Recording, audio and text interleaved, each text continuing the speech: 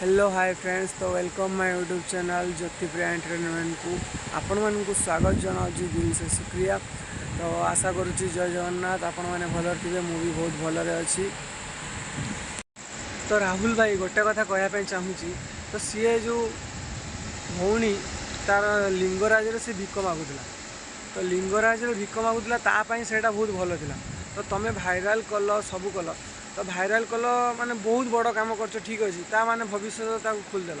तो तुम्हें हेटा कौन हेटा भगवान कर बोली नुहे तुम फायदा उठे जिते माने जिते इच्छा मन इच्छा फायदा उठे। तुम गोटे प्रोड्यूसर को 10,000 कि जिते आणिच गीत गायापी तो ताकू तो एटलिस्ट पचारिया दरकार जे भाई मु माने भौणी मु पैसा आनी तुम गीत गाइब कि ना सी हाँ कि ना सी तो तार किसी ना माने किसी कहनी तो तुम तुम मन इच्छा जहाँ पार्छ ता कर दौच साहाଯ୍य करते हेल्प करते मानुची कि मते से लिंगराज मंदिर पाखे मते हेल्प कले कि कहले कि कौन तो ता बोली नुहे जे जन को नहीं कि राति अधर गोटे दुईटार गीत करवा ताकू नहीं कि जीवा से मना कला पर बाध्य करी जबरदस्ती जोर जबरदस्ती गीत गरइबा ये सब ठीक नुहे ना। सी कौनटा आगेले मत गोटे कहना कौ उद्देश्य से गोटे ये सी गोटे किसी लांच से गोटे मत माने यूज करुले बेईमानी जो तो राहुल भाई मो सांगे बेईमानी करिसेंती। तो सी पैसा लुभर बेईमान करछंती मत जना पड़ुची समस्त एंकर पैसा ये करछ मो पई भी सेमती कर से कि मते धमका चमका करथिले राहुल भाई। तो किछि दिन तळे आपण माने गोटे वीडियो देखंतु तो नीचे राहुल भाई तांको घरु जाई बाइट नउथिले हम देखंतु तांको घर परिस्थिति कोन केमती कोन नाही सब देखौथिले से वीडियो रे सबा किंबा जरी घर भी कहि परिबा आपन को लागुथबो एटा गोटे गुहाळ बोली किंतु ये भ्रम मु आपन को क्लियर कर देबी जे एटा गुहाळ नुह एठी आम सस्मिता रुहंती एवं सस्मिता यह कौन सी राजमहल ठारू भी कम नुहे। देखिपे घरर अवस्था किमिति रही एभली अवस्था रे जड़े भिक मागिब कि नाही से कथा भी आपण चिंता करंतु। आर्थिक स्वच्छल नथिले भी सस्मिता निजर परिवार को चलैबा पई एई झुपुड़ी घररू बाहरी थिले लिंगराज मंदिर को एवं सेठी भिक मागी निजर परिवार प्रतिपोषण करुथिले। तापरे मु जो तो सार मते नहीं जाइथिले रूम को नहीं जाइथिले सेठी रहिथिली। तो राहुल सार आसला पर कहले मु तुम पई गोटे रूम देखि देछि चलो जीव सेठी रूम रे रहा रही करिवो आउ रहिला परे तापर सकाळे तुम जिनस पत्र सब नहीं आसी आराम से रहिबो। तो सेमती कहि कि सुभाष सार आ संतोष सार को कहि कि आनिले माने मो कथा कहीकि आनला पर तापर मु जानिनी सी मत गोटे स्टूडियो नहीं जाऊँ गीत गाया राति 1 है बुझिपारे। तापरे मुझे कहली जो तो मुझे एत समय है तो अधा बाट हो गली तो मुझे किसी कहीपारे कहले मुझे पाखु पेमेंट नहीं सारी मैंने तुमको गाइते पड़ो तुम समस्त कथा मानुच मो खातिर कर ना मो कथा मानबनी ना जो तो मुझे तुमको प्रथम लिंगराज मंदिर पाखु ये करी तो से सी नहीं गले सी कहले तुम गाइते पड़ोनी मु गाइबी।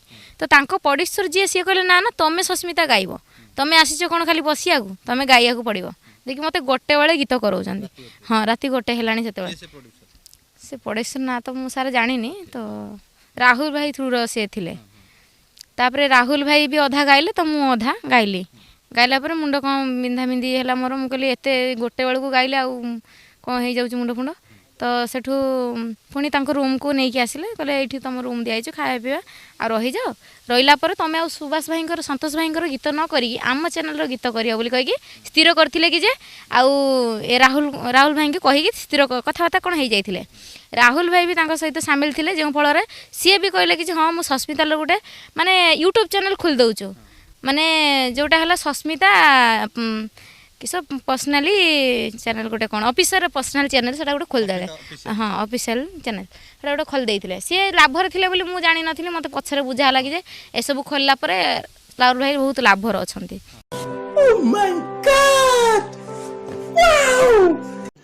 रुको जरा सबर करो। प्रति गीतर केते टंका मिले आपन